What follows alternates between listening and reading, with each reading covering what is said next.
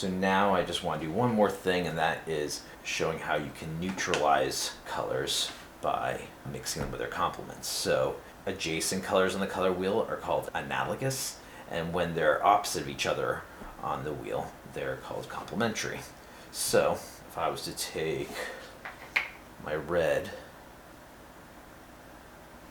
and my green, drop my brush, look at some of this green, I'll put it in here with the red, mix it up. So in theory it should be gray, and lo and behold it's gray.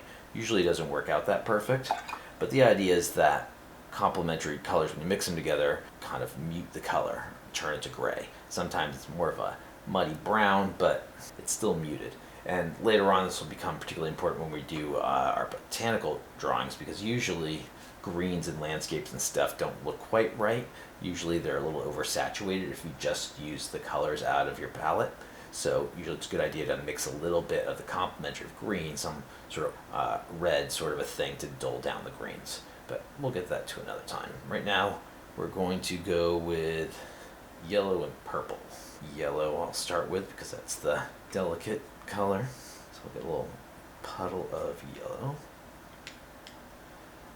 And then I'll get a little bit of my purple. Oh wait, before I do that, let me do my yellow swatch. So I'm going to take the yellow, and I'm going to take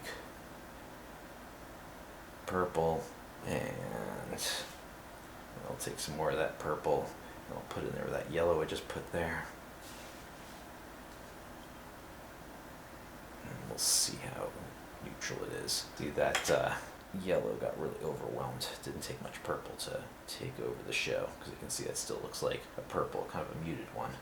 Just for fun, maybe what I'll do is take a little bit more yellow, wipe it off on the side so I don't bring too much of that purple gray back over to my palette, and I'll mix it up and see what I end up with.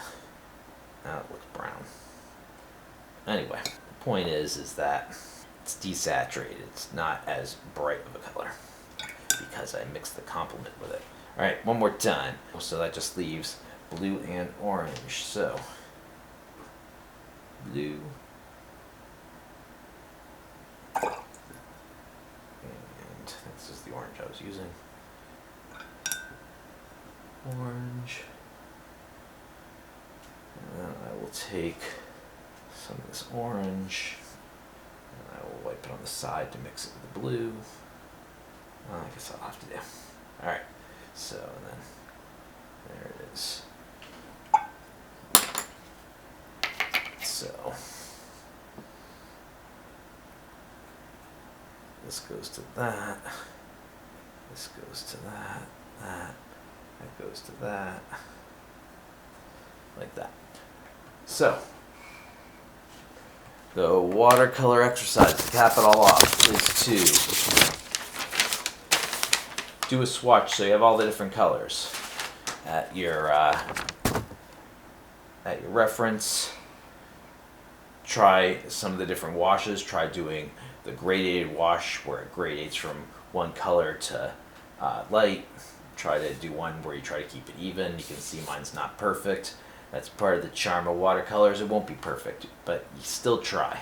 And then this one where I did a little bit of wet and wet, where I dropped in some paint into the wash that was wet, and then I also dried my brush out and I sucked some up or lifted some of the paint out. Then I did these organic forms here, though I never did get around to doing the shadow side of this leaf.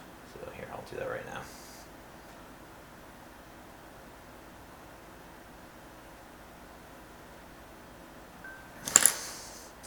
Some organic shapes. I tried to do like a little sphere here where I washed it, and then I did some wet and wet to try to make a shadow side and lifted out the light.